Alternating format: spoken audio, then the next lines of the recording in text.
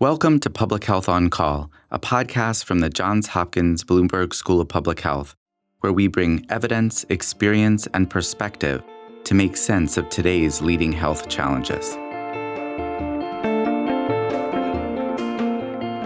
If you have questions or ideas for us, please send an email to publichealthquestion@jhu.edu. That's publichealthquestion@jhu.edu for future podcast episodes. This is Lindsay Smith-Rogers.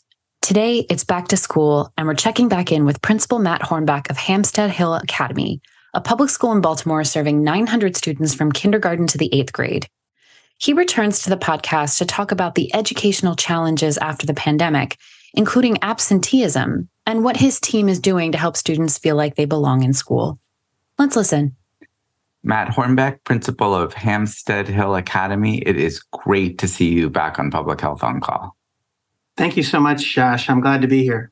I think we may have done 5 or more podcasts with you over the course of the pandemic. The last one being an on-site visit during the school year, the full school building, all these kids running around. That was really a sign that things were turning.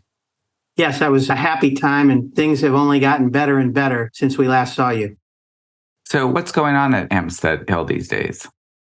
Well, we had a very good year. We did very well on the state assessments. Even though we've got a lot of work to do, we were heartened to see that the reading and math scores here at our school were not as bad as we thought they would be. In fact, we're quite proud of them. And then we have dozens of extracurricular programs and after-school programming and summer programming where kids are in wonderful programs that feed the body and feed the soul. We've got lots of great experiences for the students over the summer.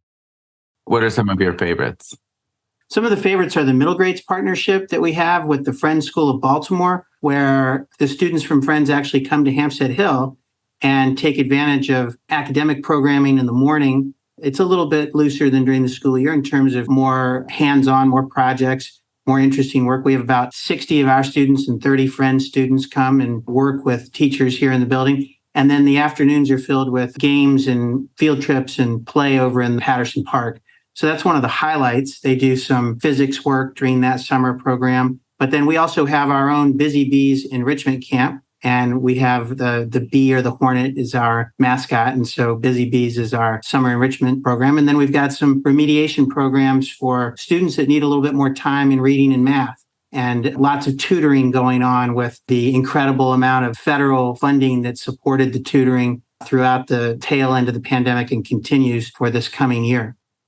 So you've got tutoring, you've got physics, you've got Patterson Park. It sounds like a full summer. By contract, do you have to dress up as a bee or a hornet?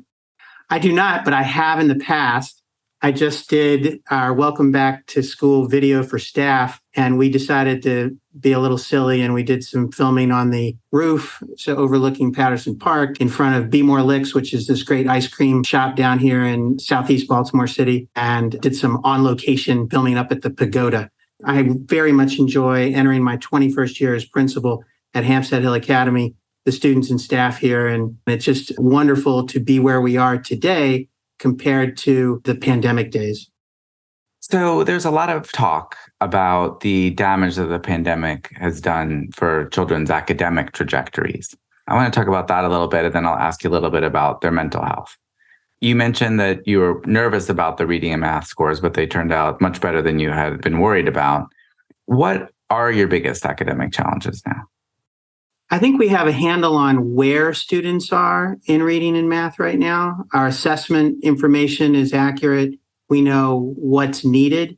And the challenge right now is making sure that the students who were in kindergarten during the pandemic or in 5th grade or 6th grade during the pandemic are able to transition to intermediate elementary grades and middle and high school with the skills they need to succeed in the next grade. So if you've got a little window where a kid had already learned to read in kindergarten or 1st grade and they were out for 2nd, 3rd, and 4th grade, that's a different problem than if a student had not learned to read or was not getting the hard skills that they need in math and science to succeed at top high schools. So doing the individual learning plans that students require and making sure that we are touching every intervention we can get our hands on and utilizing every intervention we can get our hands on to help each student is a key part of the work. And one of the things that we've been working on and is a priority this year is helping our English language learners, students who receive ESOL services, and especially in reading, succeed, because appropriately the state holds us accountable for their performance in a disaggregated category. And there is a strong belief here at Hampstead Hill that good ESOL instruction, just like good special education instruction, is just plain good instruction. And so one of our two priorities for this school year is to have a whole school focus on improving the academic outcomes of our English language learners. That sounds like a pretty big agenda. How is attendance going? That is a great question. So I think the overall answer in the nation, in the state, and in the city is terribly. I'll just give you some idea of the problem.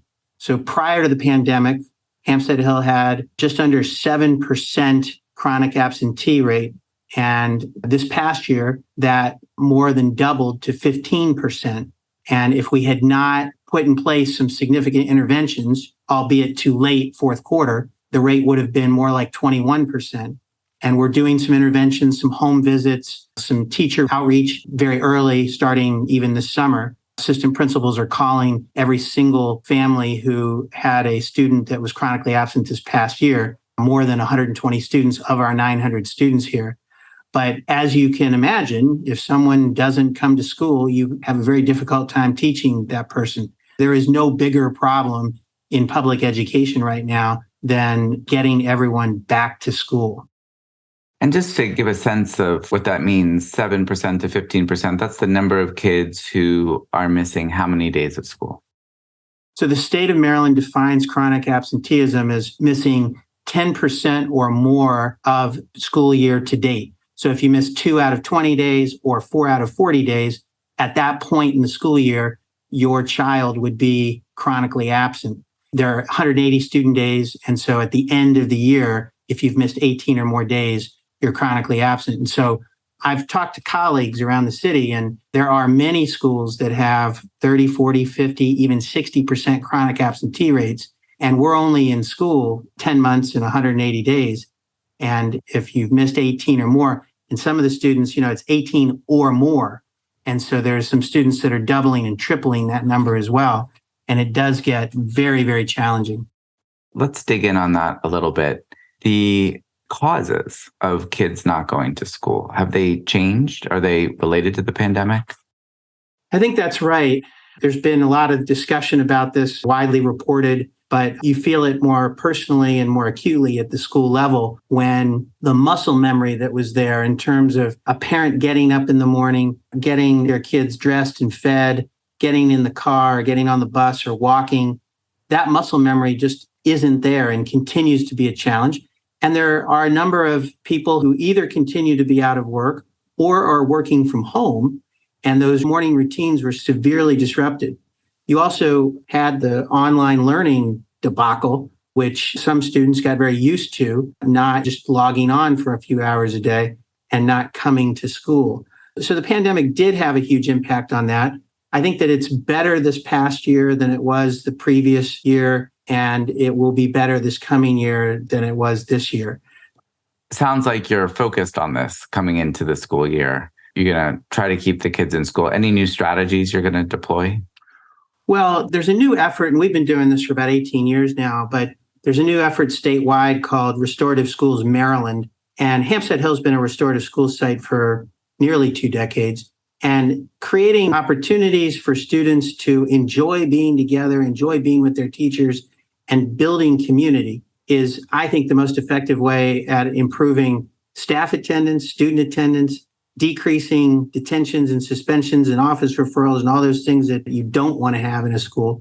We are doubling down on our restorative practices work, and that is many faceted. Its fundamental building block is to have at least 3 community circles a week, but there are lots of things tied to that, lots of strategies that restorative practices brings to the table that basically you want to do things so that kids feel seen and heard, and that helps address a lot of the subclinical mental health issues. But then you have a lot of wraparound supports and clinicians on hand to deal with the actual mental health issues that continue to be a challenge for schools. They want to feel like they belong. You got it. Yeah, you want kids, and in order to feel like they belong and are connected to their teachers in the school, there are a lot of things that need to be put in place, that the school's welcoming, that it's a place where they want to come learn, that their mind is clear and ready to learn, and that they know that someone sees them, hears them, cares about them. And so that's the work right now. And I think that's one reason that our chronic absenteeism rate was only 15% last year, which is something that we're very proud of, even though that's a hard figure to stomach in terms of the doubling of that attendance measure. So you mentioned mental health and that the approach that you take has a generally positive effect on mental health. How do you prepare for a school year with kids under so much stress? I know the last couple of years have been very, very difficult. Are you trying anything different on the mental health front?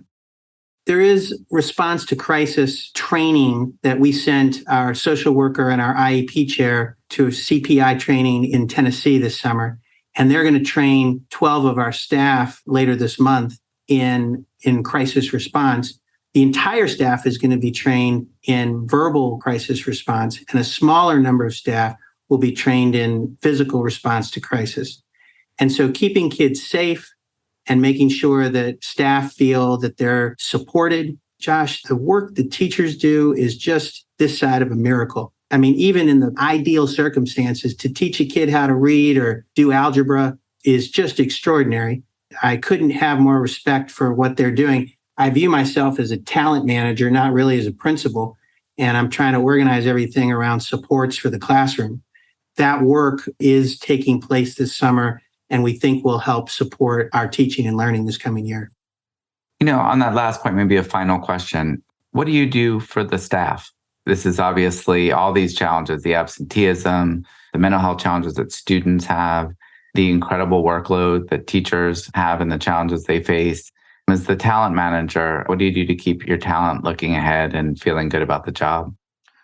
Well, there's fun stuff like swag and t-shirts and food or breakfast or lunch. Honestly, people don't leave jobs, they leave managers. And so just like I'm asking teachers to make sure that they're seeing and hearing their students, I need to make sure that I'm seeing and hearing staff. So spending time with them. We had 2 new teachers. We actually did a good job stealing a couple of teachers from Montgomery County and Prince George's County. They were just getting settled in upstairs today. And I went up and spent a half an hour with each of them, just talking through the stuff that they're doing in their classroom. Building that relationship in that community pays dividends later.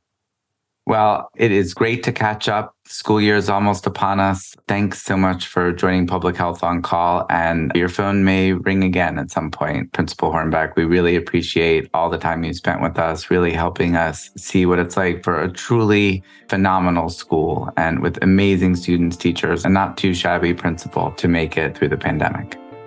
Thanks for everything, Josh. We love talking with you. Public Health on Call is a podcast from the Johns Hopkins Bloomberg School of Public Health, produced by Joshua Sharfstein, Lindsay Smith-Rogers, and Stephanie Desmond. Audio production by J.B. Arbogast, Holly Cardinale, Philip Porter, Spencer Greer, and Matthew Martin, with support from Chip Hickey. Distribution by Nick Moran. Production support from Catherine Ricardo. Social media run by Grace Fernandez and Shian Briscoe. If you have questions or ideas for us, please send an email to publichealthquestion@jhu.edu. That's publichealthquestion@jhu.edu for future podcast episodes. Thank you for listening.